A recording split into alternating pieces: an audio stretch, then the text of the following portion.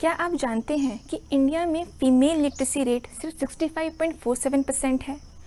मतलब कि 100 में से सिर्फ 65 लड़कियां ही स्कूल जा पाती हैं और उनमें से भी 47% of girls drop out from school even before completing standard 10। आज भी इंडिया में कई घरों में अगर आपके 2 बच्चे हैं, एक लड़का और एक लड़की, तो लड़के को महंगे से महंगे स्कूल भेजा जाता है और लड़कियों की पूरी एजुकेशन भी कंप्लीट नहीं करवाई जाती। सोचो, अगर आज ये हाल है तो 200 साल पहले इंडिया में फ़ीमेल एजुकेशन की क्या कंडीशन होगी। Hello everyone, welcome back to my channel inspirational sheroes and today's story is about Savitribai Phule, the first female teacher of India who along with her husband fought with the Orthodox Society for giving education to women in India. Savitribai का जन्म 3 जनवरी 1831 सतारा district Maharashtra में हुआ। 9 साल की उम्र में उनकी शादी ज्योतिराव फूले से करवा दी गई, जो उस वक्त 13 साल के थे। ज्योतिराव एक ब्रॉड माइंडेड पर्सन थे और उनका ये मानना था कि सारे ह्यूमंस इक्वल हैं और एजुकेशन ही एक ऐसा साधन है जो सबको सोशल इनइक्वालिटी से बचा सकता है। समाज में भेदभाव को देखते हुए उन्होंने डिसाइड किया कि वो वुमेन्स को एजुकेशन प्रोवाइड करवाएंगे और इसकी शुरुआत उन्होंने अपनी पत्नी से करी। ज्योतिराव और उनके 2 दोस्त सखाराम यशवंत प्रजानपे और केशव शिवराम भवलकर ने मिलकर सावित्रीबाई को पढ़ाया। उसके बाद ज्योतिराव ने उन्हें टीचर ट्रेनिंग प्रोग्राम में भी एनरोल करवाया।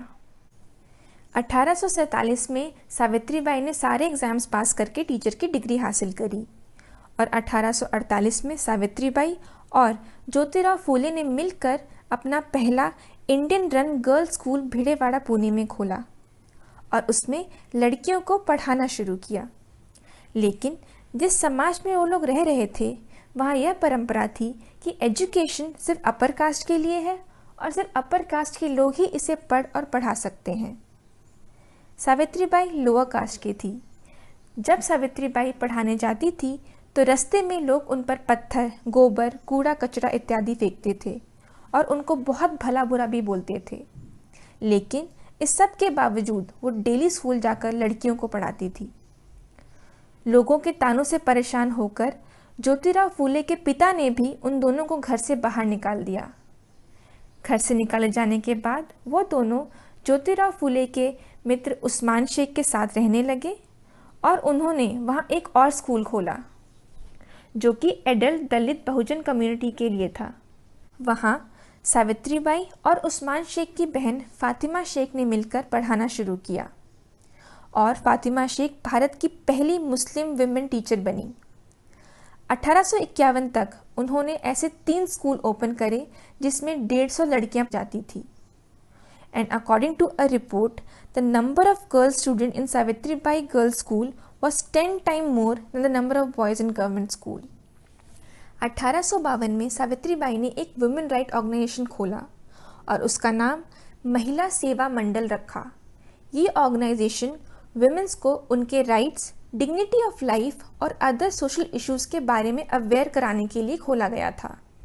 इन 1863 she started an infanticide prohibition home for pregnant widows and rape victim women to provide them a safe space to give birth without the fear of society. 1890 में ज्योतिराव फूले का देहांत हो गया और उनकी चिता को भी सावित्रीबाई ने ही आग दिया। पति की मृत्यु के बाद वह सत्यशोधक समाज संस्था की भी देखरेख करने लगी। 1857 में भारत में ब्यूबोनिक नामक महामारी फैल गई और लोगों की देखरेख करने में सावित्रीबाई भी इस बीमारी से ग्रसित हो गई और उनका देहांत हो गया। सावित्रीबाई ने अपना पूरा जीवन लोगों की सेवा में समर्पित कर दिया और ये वो उस समय की बात है जब जातियों में ऊंच नीच, स्त्री पुरुष में भेदभाव का स्तर इतना ज़्यादा था जितना आप सोच भी नहीं सकते हो। सावित्रीबाई ने स्त्री की शिक्षा और सम्मान के साथ साथ जातियों में भेदभाव के लिए भी आवाज़ उठाई और उनकी ज़िंदगी से हमें ये सीख मिलती है कि जो चला आ रहा है ज़रूरी नहीं है कि वो सही है और अगर आप सही हो तो उसके लिए आवाज़ उठाना भी ज़रूरी है। Thank you. Hey guys, I hope you are liking my stories and Savitribai is one of my inspiration also. I hope you have liked her story, and if you want to hear more such stories, then keep watching my channel and don't forget to like, share and subscribe. Thank you.